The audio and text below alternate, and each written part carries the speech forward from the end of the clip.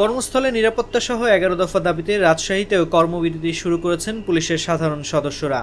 দাবি আদায় না হওয়া পর্যন্ত তারা কর্মস্থলে ফিরবেন না বলেও হুঁশিয়ারি দিয়েছেন তারা।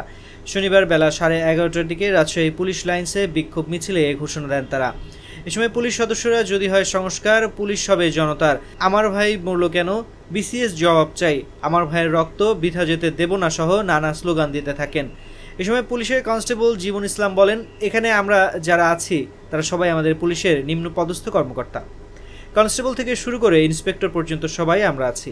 আমাদের আজকের মূল দাবি হচ্ছে বর্তমান সরকার ডক্টর মোহাম্মদ ইউনূস তিনিও বাংলাদেশকে ঢেলে সাজাবেন। আমরা চাই 11 দফার মাধ্যমে বাংলাদেশ পুলিশও সংস্কার হোক। সে কারণেই আমাদের স্লোগান হয়েছে, যদি হয় সংস্কার, পুলিশ হবে জনতার। সাধারণ মানুষেরও প্রত্যাশা পুলিশ হবে জনতার। পুলিশ বর্তমানে যেভাবে চলে এমন থাকলে কখনো জনতার হবে না, সংস্কারও হবে না। আমরা বাংলাদেশ পুলিশের এখানে যারা আছি, এখানে সবাই নিম্ন পদস্থ কর্মকর্তা, ইন্সপেক্টর থেকে শুরু করে আমাদের কনস্টেবল অবধি সবাই এখানে উপস্থিত আছে। আমাদের আজকে যে মূল দাবি সেটা হচ্ছে আমাদের একেবারে মনের গভীর থেকে আমাদের সেটা বের হয়ে যাচ্ছে।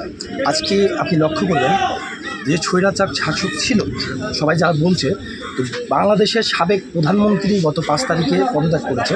তো তিনি থাকা অবস্থায় বাংলাদেশের জনতা, বাংলাদেশের সাধারণ শিক্ষার্থীরা সবাই মিলে একটা আন্দোলন প্রতিরক্ষা গড়ে তোলে এবং তারপরে তাদের একটি দফা চলে আসে যে বাংলাদেশকে তারা সংস্কার করবে। তারা সংস্কার করবে, এখন বাংলাদেশকে একটি অন্যরকমভাবে ঢেলে সাজাবে। ঢেলে সাজালে নিশ্চয়ই সারা বাংলাদেশের রুলস চেঞ্জ হবে, বাংলাদেশকে তারা অন্যভাবে চলাবে। আমাদের বর্তমানে যে প্রধান উপদেষ্টা ডাক্তার মোহাম্মদ ইউনূস সাহেব, উনিও আমরা জানি আশাবাদী, উনি অনেক জ্ঞানীগুণী একজন মানুষ, উনি নোবেল জয়ী। উনি যেভাবে ঢেলে সাজাবে ঠিক সেভাবে আমরা চাচ্ছি আমাদের 11 দফা দাবি যদি বাস্তবায়ন হয় তাহলে বাংলাদেশ পুলিশও একটি আলাদাভাবে সংস্কার হবে। আর আমাদের ব্যানারেও দেখছেন, যদি হয় সংস্কার, পুলিশ হবে জনতা। আপনারা বিভিন্ন জায়গায় আমাদের বিভিন্ন স্লোগানে অথবা সাধারণ মানুষের প্রত্যাশা থাকে যে বাংলাদেশ পুলিশ হবে জনতা।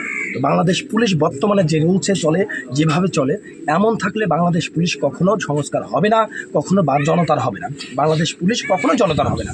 আর যদি আমাদের 11 দফা দাবি যদি পূর্ণ হয় এবং আমাদের মহামান্য রাষ্ট্রপতি, আমাদের প্রধান উপদেষ্টা এবং আমাদের ঊর্ধ্বতন কর্মকর্তা সবাই যদি আমাদের দাবিটা মেনে নেয়, তাহলে ইনশাল্লাহ পুলিশ হবে জনতা।